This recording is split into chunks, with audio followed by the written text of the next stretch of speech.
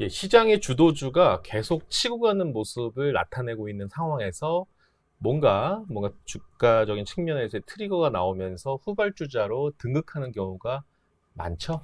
자, 오늘 그런 어떤 맥락에서 툭툭 튀어나오는 종목들이 있습니다. 오늘 제 옆에는 화면 보여주시면 김동양 이사님, 김동양 연구원님 모셔서 관련된 주제와 걸맞는 종목에 대해서 티키타카를 한번 해보겠습니다. 안녕하십니까? 네, 안녕하세요. 예. 자, 시장이 이번 주는 계속 살얼음판 계속 걸어가야 되는 상황입니다. 이번 주 이슈들이 많죠. 엔비디아 실적부터 해서 네이버 같은 경우는 토종 AI 또 출범하고 그다음에 또 금요일 한국 시간으로는 또 미국에서의 또 여러 가지 금융 정책, 통화 정책 관련된 회의들 얘기 나오고 자, 연준에 대한 스탠스는 어떻게 좀 진행되고 있는지 계속 확인과 확인을 해야 되는 상황에도 불구하고 우리는 또 종목을 또 찾아야 되는 상황입니다. 차트 한번 보여줄까요? 자, 제가 먼저 요 종목을 한번 보겠습니다. 누구나도 대한민국의 모든 투자자들은 다 아는 종목이죠. 제가 한번 여기다가 딱 커서를 댔습니다. 이날이 7월 25일이죠. 왠지 차트상으로는 에코프로의 뭔가 끝물 아니야? 이런 옥신각신 얘기들이 나오는 시점이죠. 하나 더 보겠습니다. 포스코홀딩스 보면요. 와, 어마어마한 덩치 큰 놈이 이렇게 가볍게 움직이는 적이 있을까 싶을 정도죠. 이날이죠. 7월 25일 상단. 그런데요. 끝날 때까지 끝난 것은 아니다. 자, LS입니다. LS 제가 그날 보게. 7월 25일 이날이죠. 어마어마하죠. 무려 상한가 간 날입니다. 김도영 연구님, 최근에 이렇게 거래량이 그렇게 많지가 않았던 LS의 종목이었는데 최근 보면은 거래량이 매우 급증하고 있는 모습들이거든요. 도대체 잠자던 LS에게 무슨 일이 벌어진 걸까요? 시장에서 관심을 받지 못하다가 예. 이제 이런 관심들이 새롭게 좀 모이고 있는 것 같습니다. 그러니까 지주회사이고 여러 개의 그 비상장 자회사들, 상장 회사가 하나밖에 없습니다. LS 일렉트릭 하나밖에 없죠. 그러니까 이런 비상장 회사의 가치들은 사실 저희가 계산하기에도 쉽지 않거든요. 예, 예. 그러니까 일반 투자자 입장에서는 속된 말로 계륵 같은 존재였다고나 할까요? 그랬던 것들이 큰 틀에서 굉장히 저평가 상태, 그리고 LS M&M, 과거 LS 니코 동재련입니다. 이 동재련 회사 지분 100% 인수를 하면서 네. 나타나게 되는 단기적인 현금 흐름 개선과 중장기적인 성장성, 여기에 이제 2차 전지 밸류 체인에 안착할 수 있을 것 같다라는 그런 기대감까지 여러 가지가 더해지면서 주가가 저도 상한가 간 거는 커버한 이후에 처음 본 것 같은데요. 예. 그런 일이 일어났고요. 그럼에도 불구하고 여전히 밸류에이션이 비싸지 않습니다. 그러니까 저희가 지주회사 밸류에이션으로 흔히 말씀드리는 NAV 대비 할인율이 아니라 여기는 심지어 상장사인 LS 일렉트릭조차도 지분율이 50% 가까이 되고 비상장 자회사들은 거의 100% 정도 지분을 가지고 있기 때문에 예. PER 멀티플로 보는 게 그렇게 크게 괴리가 없습니다. 근데 주가가 올랐음에도 지금 PER 멀티플이 내년 기준으로 7배 정도 밸류에이션이 그렇게 크게 부담이 있지 않은 상황이다.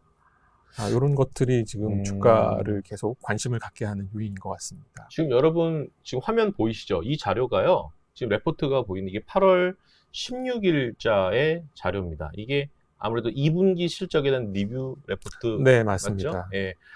거기 가만히 보면요. 그 시가총액이 얼마로 나와 있냐면 지금 조금 떨어지셨는데 지금 한 3조 5천억 정도라고 보면 될 것 같아요. 그런데 거기 이제 두 번째 단락에 2분기 리뷰에 거기 보이시죠? 2분기 영업이익단에서 보면 2,800억 정도. 근데 3분기 전망을 거기 맨 밑에 줄에 보면 2,640억 정도로 전망한다 이렇게 나와 있어요. 그럼 그냥 러프하게 한 2,000억, 5, 600억 곱하기 그냥 4만 때려도 1조? 네. 그쵸? 1조. 영업이익이 1조인데 지금 이 회사의 시가총액이 3조 5천억 내외라고 하니 이거에 대한 밸류에이션은 지금 보면은 상당히 싸다라고 할 정도인데 최근에 이제 이게 2차 전지 섹터로 분류가 되다 보니까 투자자는 그렇게 지금 인식을 하고 거래량이 증가한 거 아니겠습니까? 뭐 관련주들 한번 키를 한번 맞춰봐도 밸류에이션 매력도는 단연코 탑 같습니다. 탑 같은데 그래도 본업은 어떤지에 대해서도 좀 우리가 반드시 체크해야 될 것 같아서 과연 2분기 봤으니까 3, 4분기에 대한 본업에 대한 흐름은 어떻게 좀 전망되는지 좀 예상이 좀 궁금합니다. 예, 말씀하신 대로 연간 영업이익이 대략 1조 원 정도 저희가 전망을 하고 있고요. 네. 작년이 5천억 원이었습니다. 이게 사실 영업 환경은 작년이 더 좋았거든요. 동가격 고점이라든가 환율 고점에 비하면 지금은 좀 내려와 있는 상황인데 네. 이 2배가 될 수 있는 건 일종의 착시 현상도 일부 있습니다. 왜냐하면 예. M&M 지분이 50%에서 100%로 올라갔다. 그게 작년 4분기서부터였고요. 그것 때문에 이제 지분법 이익으로 인식하던 LS M&M이 이제 연결 영업이익으로 잡히게 된 뭐 그런 효과도 분명히 있습니다. 저 LS M&M을 좀 자세히 설명해 주시면. 예, 과거에 50% 조인트 벤처였던 LS 니코 동재련, 말 그대로 동재련하는 회사이고 네. 니코라는 이름이 붙은 것처럼 일본계 회사와의 조인트 벤처였습니다.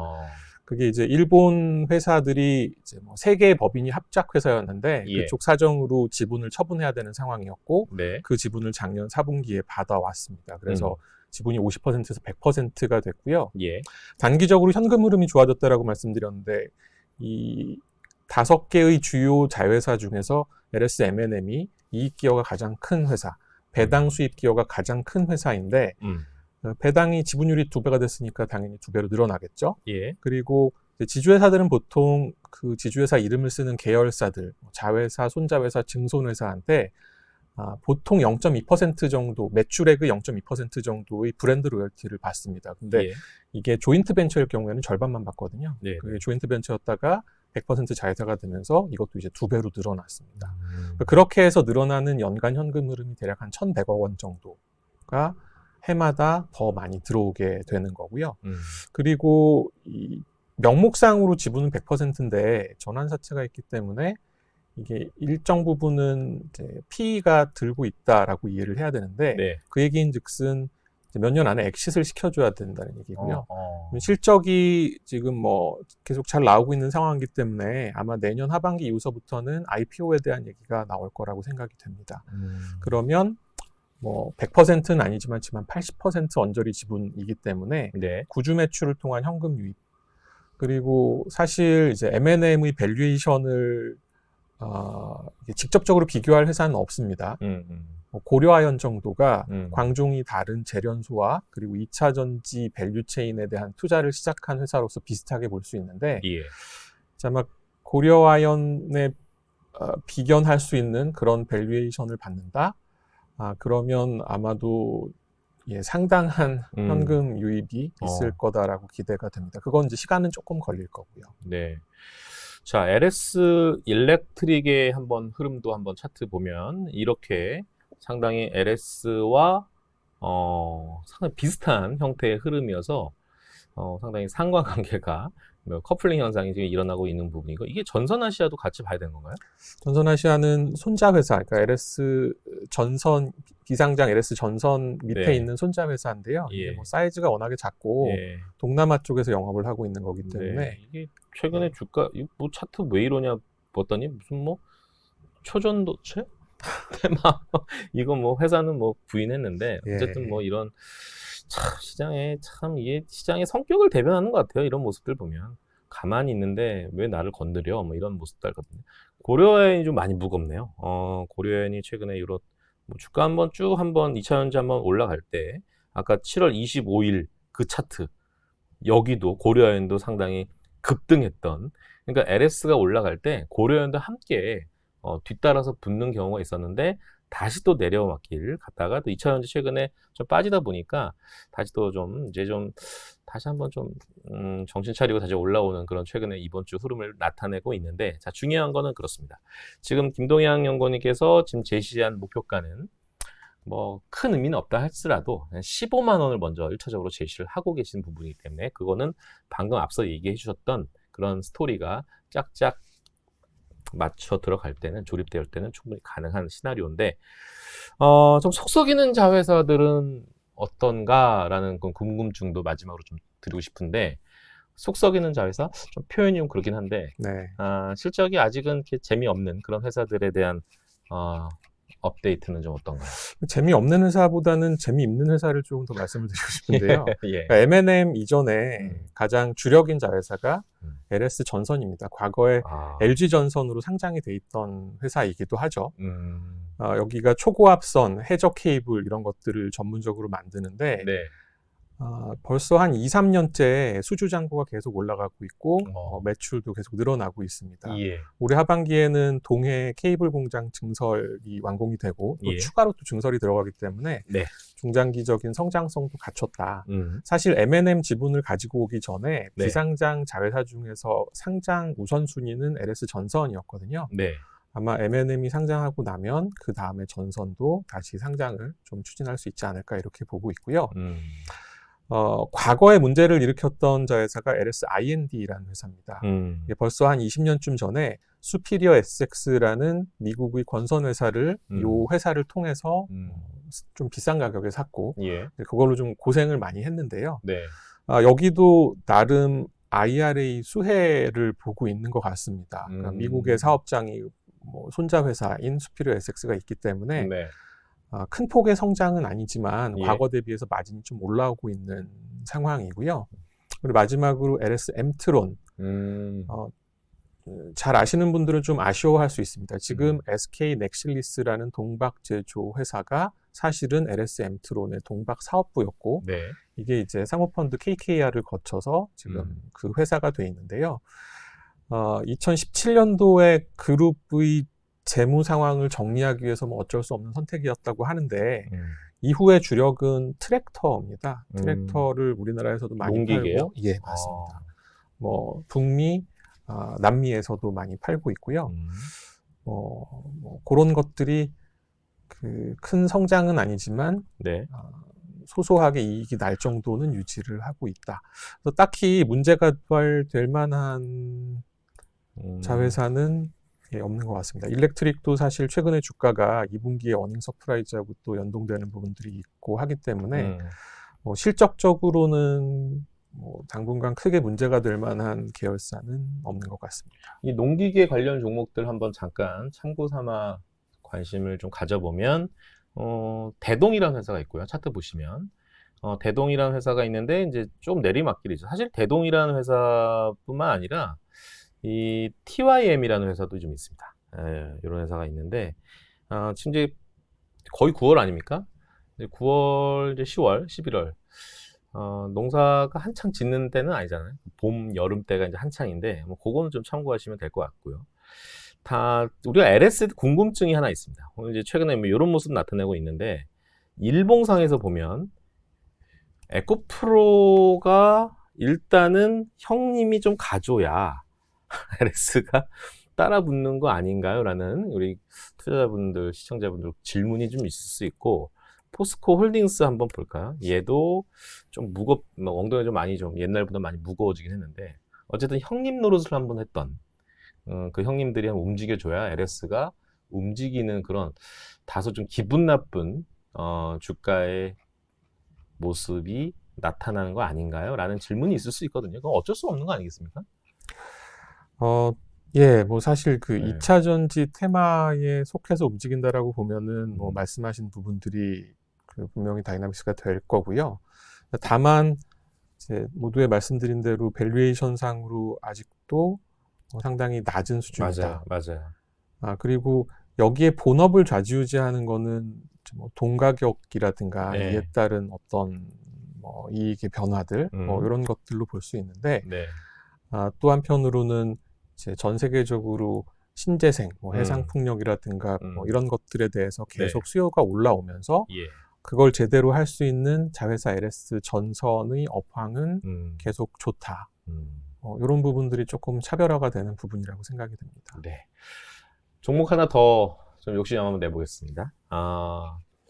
이게 만년 그 적자라는 얘기도 있고, 만년 항상 너는 저평가야.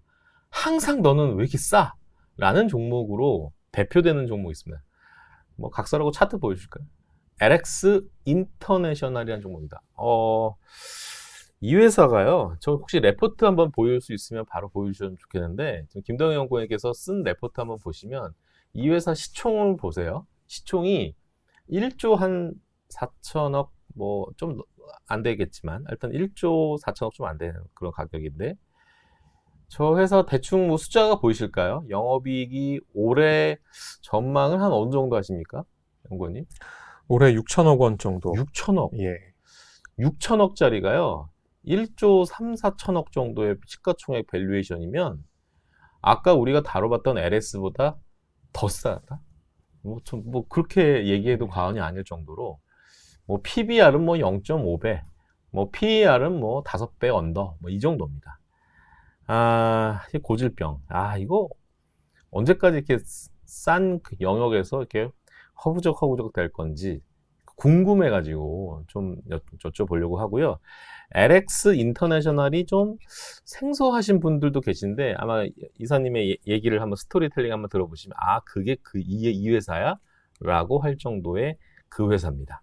좀 네. 설명 좀 부탁드립니다. LX 인터내셔널 이름 들어보시면 좀 최근에 핫한 종목이랑 비슷하죠. 포스코 인터내셔널. 예, 네, 그리고 그렇죠. 하는 일도 비슷한 부분이 많습니다. 그러니까 예전에 대기업 집단마다 하나씩 있던 종합 상사. 삼성에는 삼성물산의 그 사업부가 있고, 또 LG에는 옛날 이름이 LG 상사였고, 그렇죠. 지금 이제 계열 분리가 돼서 LS 인터내셔널이 됐고요. 그리고 뭐 그룹들마다 있었던 이런 회사인데요.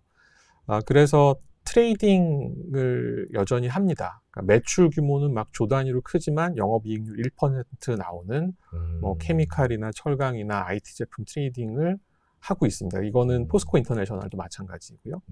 그런데 2000년대 들어서 이 종합상사들이 먹거리를 찾기 위해서 자원개발 사업을 그렇게 다 뛰어들었습니다. 이게 뭐 일본의 종합상사를 꼰따라서 한 거기도 한데.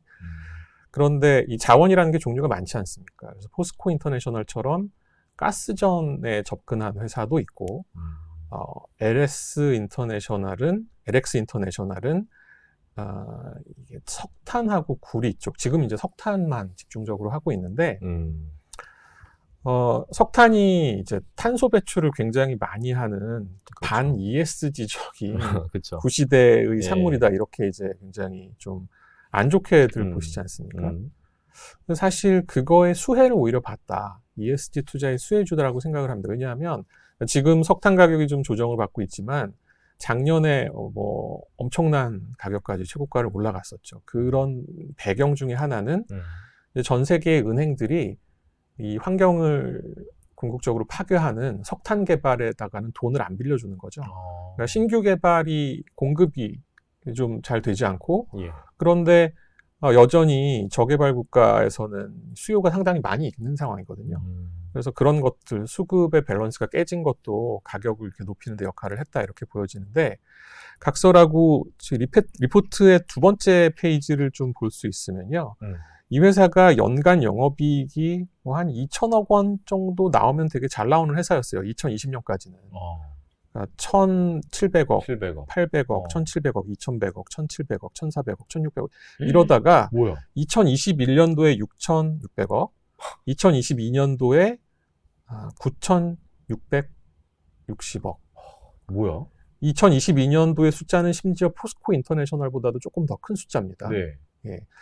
그래서 왜 이렇게 됐냐? 결국은 석탄 때문이죠.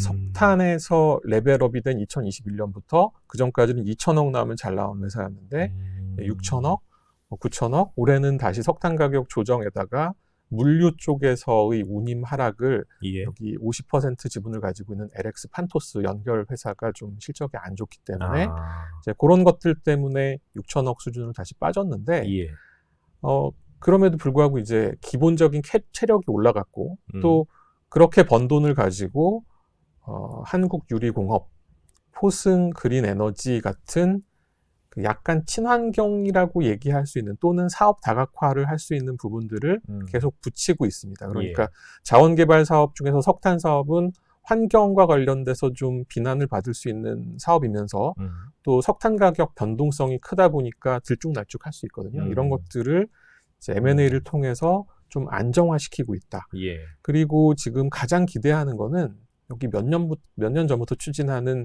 인도네시아 니켈 광산 플러스 재련소 인수 건이 있어요. 예. 여기 뭐 사실 이게 언제 된다라고 말씀드리긴 어렵지만 만약에 이게 성사가 된다 그러면 이제 범 LG계의 LG 에너지 솔루션이라는 이제 밸류체인 끝단에 있는 회사가 있기 때문에 네. 안착할 수 있을 거다라고 보고 있고 예. 뭐 그렇게 되면은 지금 내년 기준으로 PER 지금 뭐 5배, 4배 뭐 이런 상황인데 네. 적용하는 멀티플이 훨씬 높아지지 않을까 이렇게 생각을 합니다. 알겠습니다. 좀 아시는 분들은 궁금증이 좀 있는 영역이 하나 있죠. 과연 그러면 LX 판토스는 상장에 대한 그 구체적인 가시화가 언제쯤으로 전망하십니까? 라는 질문을 할 수 있거든요. 그거에 대한 답변 하실 수 있으실까요? 네, 사실 석탄이 이렇게 뜨기 직전까지만 해도 모든 관심은 이제 판토스를 언제 상장을 할 것이냐. 그래서 시장에서 얼만큼의 가치를 받아서 그렇죠. 마치 LX 인터내셔널이 지주회사처럼 네. 그 가치를 일정 부분 할인하고라도 내 가치라고 인정을 받는다 그러면 좋을 것이다. 뭐 이런 기대감이 많았는데요. 네. 지금은 말씀드린 대로 작년 하반기서부터 실적이 이제 너무 급격하게 안 좋아진 좋게. 부분들이 있고 해서 네. 아마 당분간 상장은 쉽지 않을 걸로 보여지고요.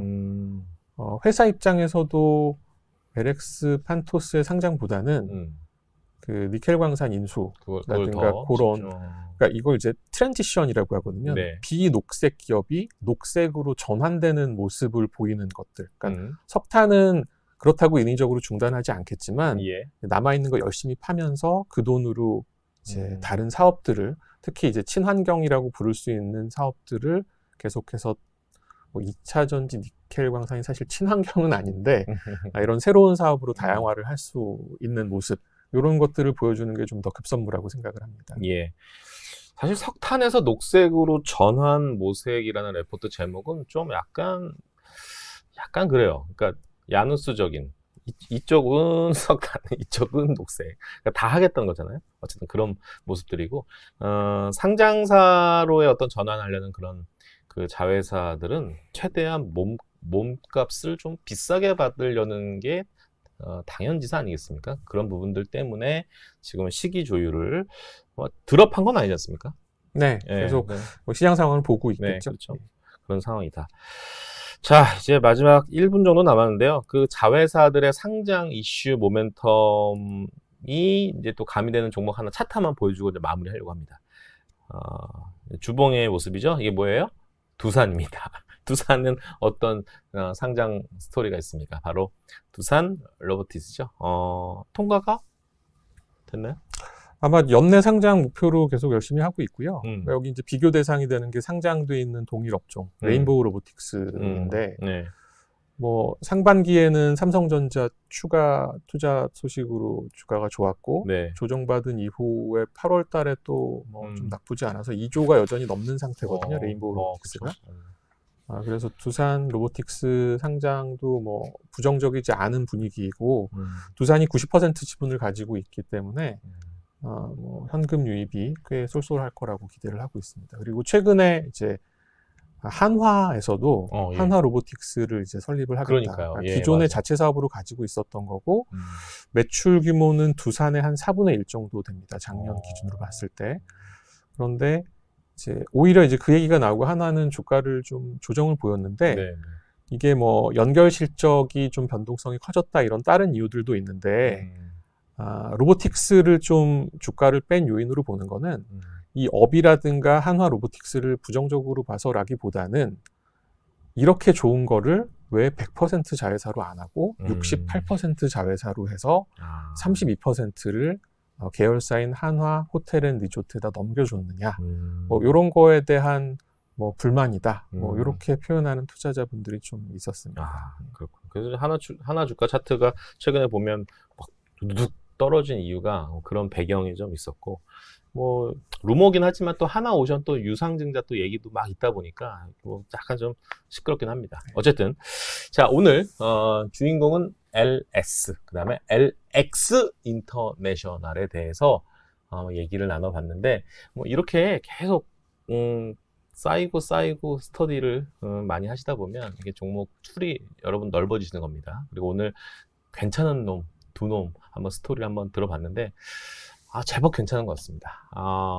물론 뭐 어쨌든 이 주가 상승의 트리거를 하나 이렇게 얻어가지고 뭐 약간 종속적인 주가 움직임 관계가 좀 있긴 하지만 그래도 전체적인 체력만 보면 상당히 제법 튼튼한 녀석들이었음을 확인할 수 있었습니다. 오늘 도움만 좀 주신 김도영 이사님 너무 감사합니다. 오늘 식사도 맛있게 하십시오. 감사합니다. 감사합니다.